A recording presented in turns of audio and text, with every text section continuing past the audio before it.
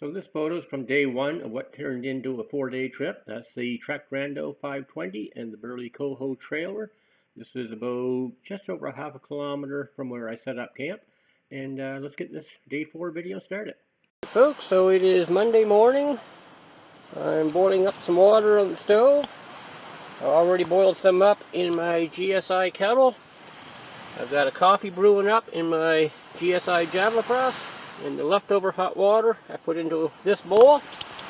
I loosened up the lid on the Nalgene container with my olive oil, which would not even budge if poured upside down. It was in a pretty solid state from the cold. So I'm letting that warm water, there, that's better in focus. Letting that warm water warm that back up to make it usable. I'm going to use that in making my lunch. I'm going to start packing up. I'm going to be riding out of here fairly soon. That's the first start. Hey folks, Joe here.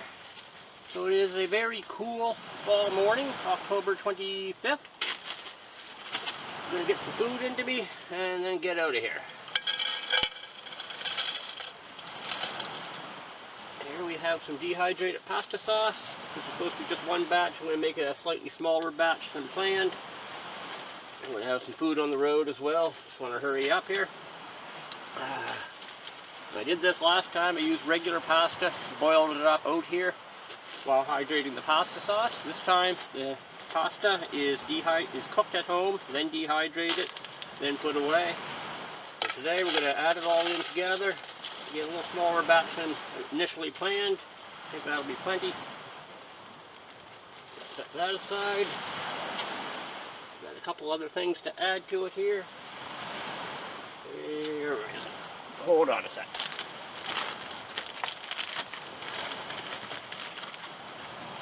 We're going to add a few extra onions. I don't really measure when out camping. I just add stuff in as I go. There should be one more thing here. One more. Oh, here we go. Dehydrated ground beef hamburger. I'm going to add some of that in, turn it into a meat sauce.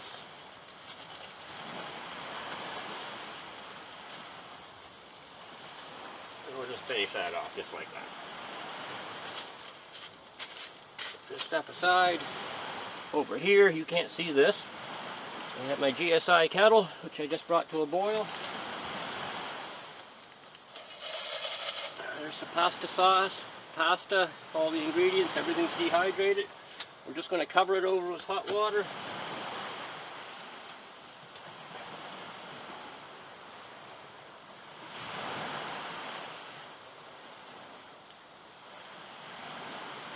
Just slightly more than covered.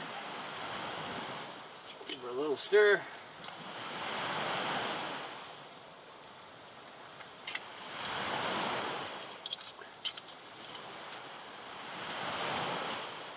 Should be plenty of water. Put the cover back on. Set my kettle aside. I will be having another cup of coffee soon. I have one sitting over there waiting for me now. Hold on one sec. I have to grab something. Later this year, probably in the winter, I'm going to make up a pot cozy for this. But for now, we're just going to insulate it somewhat the best we can. That is warm. Hold that heat in there nicely.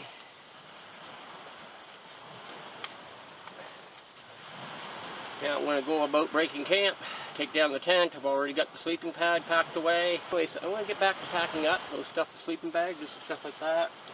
Take about 15 minutes or so to rehydrate. Then I'll have my late lunch, or late breakfast, early lunch. Lunch, it'll be close to noon. Lunch, we'll call it lunch. Pasta in the woods, all dehydrated ingredients. Gotta like it. Shortly after that, I'll finish breaking up camp and start the trek back into town. It's been a good trip.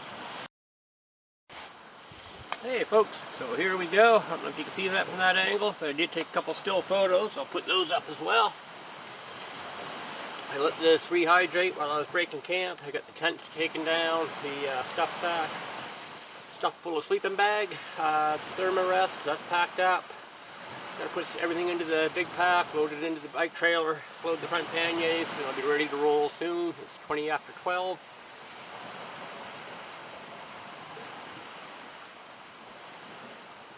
This turned out great. Oh man, this is good. Anyways, I hope to be over to the access point, the clearing, about 1 o'clock. Start riding up the technical tough section, and then do the rest of the gravel road out to the paved road, and then we're going to be heading for town.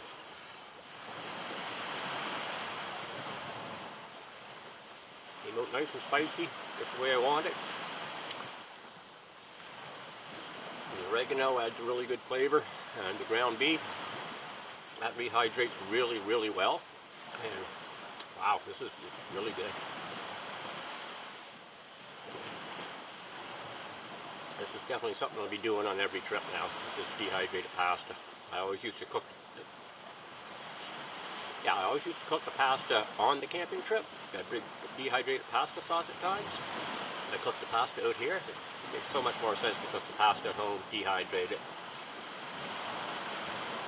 mix it all together out here, cover it with boiling water, cover it, and let it set and rehydrate while you do other things. You don't use nearly as much camp fuel. Excellent. I'm going to turn the camera off and finish my lunch. This pasta was so freaking good. Wow. Hey folks, it's early Monday afternoon, and had my lunch, had the pasta sauce, all dehydrated. It was delicious. The camp broken down. Right here is where the tent was. The old shelter is right there, and big beautiful Lake Superior is right behind you. Fantastic view from here, but right now you can't see it. Front panniers, Burley Coho XC trailer. All my bike touring in the past has been with front and rear panniers. Had this trailer for a little over a year. Got it probably June last year. Use it for all kinds of things in town, picking up supplies, groceries, beer runs. Mainly got it for delivering my paddles, my custom built canoe and kayak paddles. I wrote at FedEx, which is a 5-kilometer ride each way. And one thing I like about this trailer is this bar here and the back fender. So they're at the same level. They did it this way so you can put longer boxes on it, or longer items in general. For me, it works great for the paddle boxes. Another feature I really like is putting it on and off. I used to have a bob trailer, pain in the butt. This one, that's the release, this yellow bar right here. The kickstand, which folds up and out, that's really convenient. Put it back on, just like that. Now a lot of bikes have different width axles. These are adjustable. I'll show this in better detail later when I'm not holding onto the bike. But these pivot in and out so they fit different axle widths. So very versatile. You don't have the standard axle, which this bike has, so you have to get a separate axle for it from the one that comes with the bike. So we're all loaded up. We're in really soft ground here, so it doesn't want to stand quite right. But there we go. So we're about to trudge out here a couple of 100 meters to the access road. That's the rough, bumpy section. There's a couple of really steep pitches. Going to work my way up that to the main gravel road. Another 7.5 kilometers of that. Then I get to the main road, hang a right, and start heading for home. All I got to do now before heading out, hit the camera off the tripod, tuck the tripod in here, the camera in one of the front pannier pockets for now. Later it might go up here on the mount. Might do some roadside filming if I have time. Helmet and gloves, if you're wondering, they're nearby too. So I'm going to shut the camera down and we're going to get out of here. Whoa! I almost left behind one piece of bungee cord. I did a once over on the entire area. I missed this. Got it now. Also have a little bag of garbage in here that I collected from in and around the area that wasn't mine. Take that home, get rid of that too. Always strive to leave your campsite cleaner than when you got here. And here I just went up the trail a little ways, set up the tripod and camera, get ready to record a little bit of footage as I start the ride out of here. Looking down, you can just see a little part of Jarvis Bay there on Lake Superior and all the fall colors and leaves.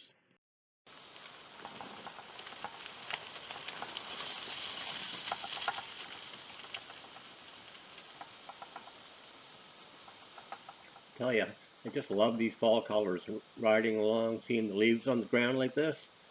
Favorite time of the year, I tell ya.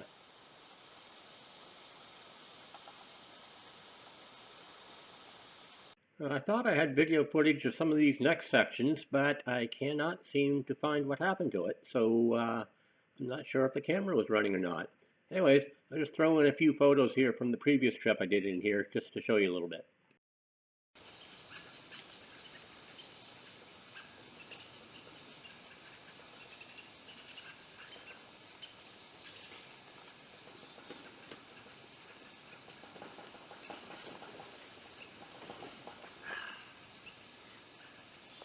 Well folks, this hill here is not super long, but man oh man, it is steep and rocky.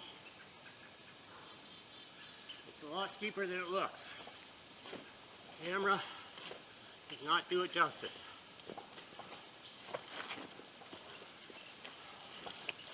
A week and a half ago, I did this as a canoe portage as well. That was more fun. Hike a bike aren't as fun as canoe portages. That's a fact.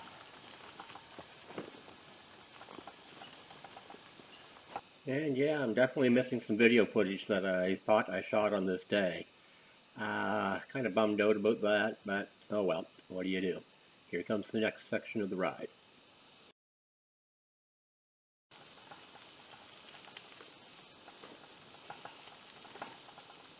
Well, that's the hard part. 650 meters, average speed 5.1 kilometers an hour. But yeah, this is the corner going down to the left. That's the access road down to Jarvis Bay. Going this way, that goes another kilometer or so to a gravel pit, I believe. I was going to check that out today, but I'm a little pressed for time. So we're going to continue down the road. This is 650 meters in so far. Average speed, 5.1 kilometers per hour. That's right, 5.1 kilometers per hour. And a gravel truck just went by heading that way. So yeah, I was right, gravel pit. Around this corner, takes a nice little downhill, and then it's kind of rolling for a ways. And there's a really steep uphill. First time I went down it, I didn't know what I was getting into. Hit over almost 55 kilometers per hour. Very loose, rutted. Yeah, that was interesting. This time I kept the speed way down and no problem at all. Last time, rode up part ways, not very far. We'll probably be walking most of it today. It is steep. Fortunately, it's not super long. On the bike without the touring gear, I have no doubt I could ride that. Piece of cake, and the stuff I just came up back there, probably ride most of that too. Anyways, going to put the camera away for now. Got to get going, got to get some miles in. Well, this is a lot easier. Slight downhill as we ride away from what we just came up. That's a really slow 650 meter section. Going to get a little bit of this and shut the camera down. My battery's getting low already. The cold weather doesn't help it, that's for sure.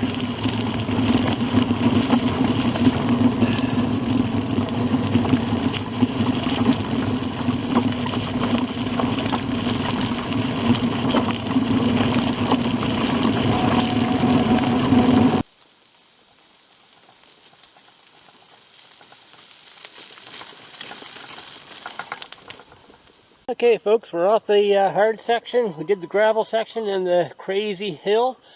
That was a walk in multiple stages. That was even longer and steeper than I remembered. Unloading bike, no problem riding it. That'd be fun. Today, no. Plus it's late October, it's cold out, and trying to manage my temperature. I don't want to sweat like crazy going uphill and freeze on the downhills and the flats. So taking it easy. We just hit the highway a couple hundred meters ago, changing layers again, getting ready for highway riding. There's a nice climb coming up in a few hundred meters, so I'm layering down for that right now. 8.6 kilometers in, 12.5 kilometer per hour average. At 5 kilometers, the average speed was just, I think it was 9.8 kilometers per hour, and the first 650 meters was 5.1. Just thinking it would have made a lot more sense for me to be standing over here in front of the camera while I was talking like that, spieling off all that, but you got the info that I was saying. Here I am, I'm down to one layer here, thin soft shell pants from a company not around anymore called Moonstone. Got those as a sponsorship in 2004, I believe it was, Cross Canada canoe trip. Very breathable, very light, regular cycling shorts underneath. ultra thin base layer. I've got my Marmot precip jacket ready to go on as soon as I need it. I'll probably put it on until the start of the climb up around that corner, and then take that off to do the climb. It's a fairly long climb. Just coasting down it coming out here the other day, 45, 47 kilometers per hour. So want to layer down and not sweat for that. Oh, just finished what would be probably the hardest highway hill climb of the ride. Stopped beside the road, put the jacket back on, gloves. Now we're continuing on. Beautiful looking day, but it's still pretty chilly. I think it's 5 degrees Celsius, so not exactly hot. Let's get some riding then.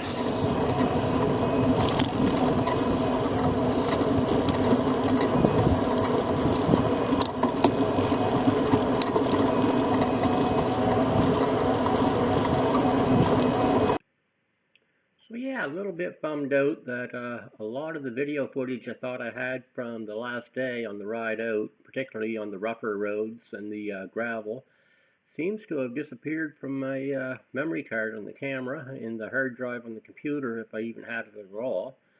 So just putting a few photos here at the end to chat a little bit more about it. This video would be a whole lot better if I had the rest of the video that I thought I did have. But maybe that's just motivation to get out and do another trip one of these days fairly soon. After all, we're well into November now. It's dark by 6 o'clock pretty much, but who knows? If we get a really nice weather forecast, some really warmer than normal days, I just might spur the moment, load up, take off again for a few days. We'll see. Depends on the weather, I guess. Yeah.